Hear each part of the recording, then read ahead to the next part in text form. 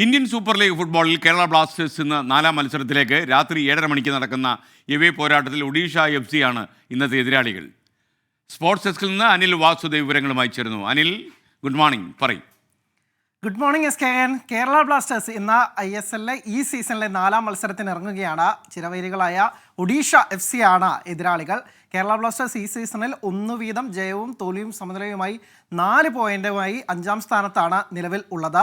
ആദ്യ മത്സരത്തിൽ തോറ്റു തുടങ്ങി, തൊട്ടു പിന്നാലെ ജയിച്ചു. കഴിഞ്ഞ മത്സരത്തിൽ ജയത്തിൻ്റെ വക്കോളം എത്തി സമനിലയിൽ കുരുങ്ങുകയായിരുന്നു കേരള ബ്ലാസ്റ്റേഴ്സ്. പക്ഷേ ഇന്ന് ജയിച്ച് 2-ാം ജയം സ്വന്തമാക്കാമെന്ന പ്രതീക്ഷയോടുകൂടിയാണ് മൈക്കൽ സ്റ്റാറയുടെ സംഘം ഇറങ്ങുന്നത്. പ്രത്യേകിച്ച്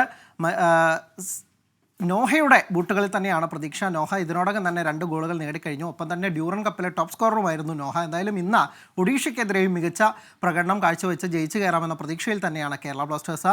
ഒഡീഷയ്ക്കെതിരെ മികച്ച ട്രാക്ക് റെക്കോർഡാണ് കേരള ബ്ലാസ്റ്റേഴ്സിനുള്ളത്. ഇതുവരെയുള്ള നേർക്കുനേർ പോരാട്ടങ്ങളിൽ മുൻതൂക്കമുണ്ട്. 9 മത്സരങ്ങളിൽ കേരള ബ്ലാസ്റ്റേഴ്സ് ജയിച്ചപ്പോൾ 7 മത്സരങ്ങളിൽ ജയം ഒഡീഷയ്ക്കൊപ്പമായിരുന്നു. 7 മത്സരങ്ങൾ സമനിലയിൽ കലാശിച്ചു.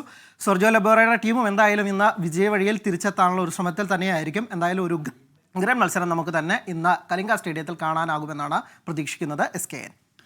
Okay, thank you Anil Vasudev. മറ്റൊരു കാര്യം, ഈ വനിതാ 2020 ലോകകപ്പിന് ഇന്ന് തുടക്കമാകുന്നല്ലോ, അതിൻ്റെ വാർത്തകൾ എന്താണ്?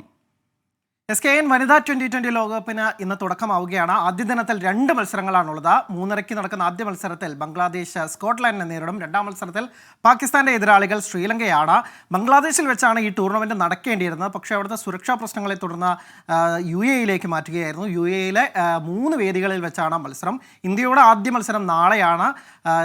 ന്യൂസിലാൻഡിനെതിരെയാണ് ഇന്ത്യയുടെ ആദ്യ മത്സരം. കഴിഞ്ഞ തവണ ഇന്ത്യ സെമിയിൽ വീണതാണ്. പക്ഷേ ഇത്തവണ കിരീടം നേടാമെന്ന പ്രതീക്ഷയിൽ തന്നെയാണ് ഇന്ത്യ ഇറങ്ങുന്നത്. മികച്ച ടീം തന്നെയാണ് ഇന്ത്യയുള്ളത്. നമുക്ക് ഏറ്റവും സന്തോഷം നൽകുന്ന കാര്യം 2 മലയാളി താരങ്ങൾ ഇന്ത്യൻ ടീമിലുണ്ട്. ആദ്യമായാണ് ഇന്ത്യൻ ടീമിൽ, വനിതാ ടീമിൽ, ലോകകപ്പിനുള്ള ടീമിൽ 2 വനിതാ താരങ്ങൾ ഉൾപ്പെടുന്നത്. ആശയും ഒപ്പം തന്നെ സജനയും. 2 താരങ്ങളും ആശ പ്രത്യേകിച്ച് ഈ സന്നാഹ മത്സരങ്ങളിലൊക്കെ തന്നെ മികച്ച പ്രകടനം കാഴ്ചവെച്ചിരുന്നു. അതുകൊണ്ട് ആശ ആദ്യ 11-ൽ നാളെ ഇടം പിടിക്കുമെന്ന് നമ്മൾ പ്രതീക്ഷിക്കുന്നു. എന്തായാലും ഒരു മികച്ച ടൂർണമെൻറ്റ് തന്നെയാകും ഇതെന്നും നമ്മൾ പ്രതീക്ഷിക്കുകയാണ്. SKN. Okay, thank you Anil Vasu.